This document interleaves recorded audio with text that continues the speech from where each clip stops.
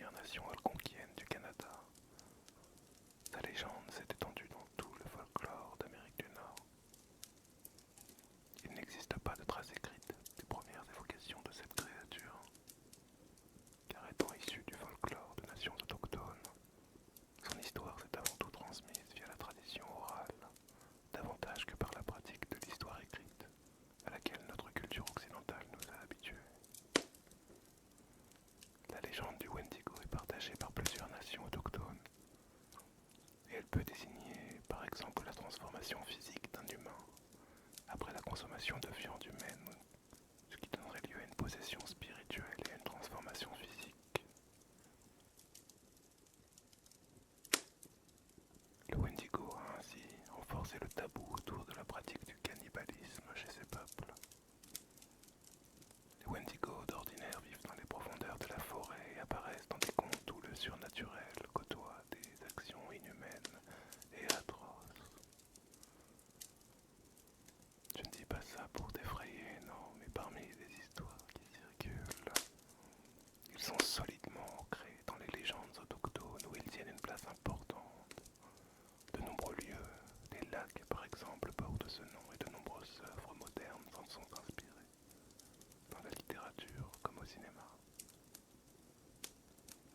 La légende du Wendigo est bien connue parmi les tribus parlant l'algonquin en Amérique, puisqu'aucun monstre ou mauvais esprit n'évoque une telle crainte et une telle terreur que le Wendigo.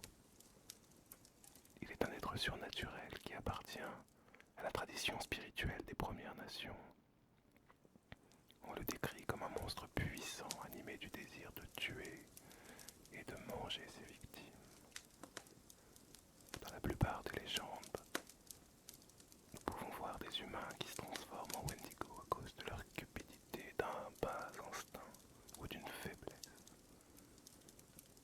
Différentes traditions autochtones considèrent aussi que les Wendigo sont dangereux en raison non seulement de leur soif de sang, mais aussi de leur capacité à ensorceler des personnes ou des communautés autrement saines. La légende du Wendigo illustre par exemple, de manière spirituelle et figurée, les dangers de l'isolement et de l'égoïsme dans ces peuples, ainsi que l'importance de la communauté qui, unie, résistera mieux au Wendigo et n'exposera pas ses membres à une éventuelle possession et transformation. Selon la plupart des traditions orales algonquiennes dans lesquelles nous trouvons l'histoire du Wendigo, le Wendigo est un monstre cannibale qui s'en prend aux personnes vulnérables et socialement isolées. Dans la plupart des versions de la légende, l'homme peut devenir un Wendigo après que son esprit ait été corrompu par la cupidité ou affaibli par des conditions extrêmes, comme la faim et le froid. Je t'en prie, voyageur, mets-toi un peu plus près du feu. Dans d'autres histoires, l'homme se transforme aussi en Wendigo lorsqu'il est possédé par un esprit vagabond, par exemple, dans un moment de faiblesse ou d'égarement. Mais alors à quoi ressemble-t-il? Eh bien, tout comme il existe différentes manières de prononcer le mot Wendigo pour ces peuples, il existe autant de variations quant à l'apparence de la créature et à ses pouvoirs. On dit parfois du Wendigo qu'il est très élancé, son crâne et son squelette poussant contre sa peau, elle-même de la couleur des cendres gris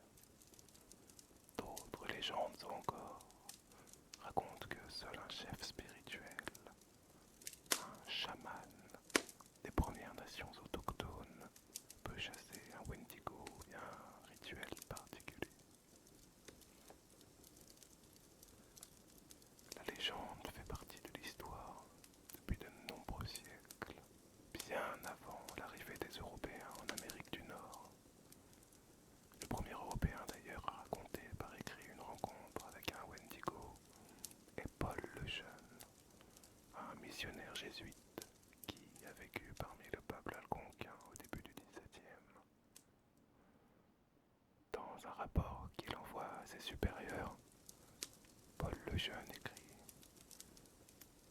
Cette femme nous a dit que le Wendigo avait mangé les Atikamegukin, des tribus qui vivaient au nord de la rivière appelée les Trois-Rivières. Elle nous a dit qu'il en mangerait d'autres s'il n'était pas invoqué ailleurs, et que d'autres créatures viendraient à sa place, jusqu'à ce que la forteresse française ne soit plus qu'un champ de ruines et de sang.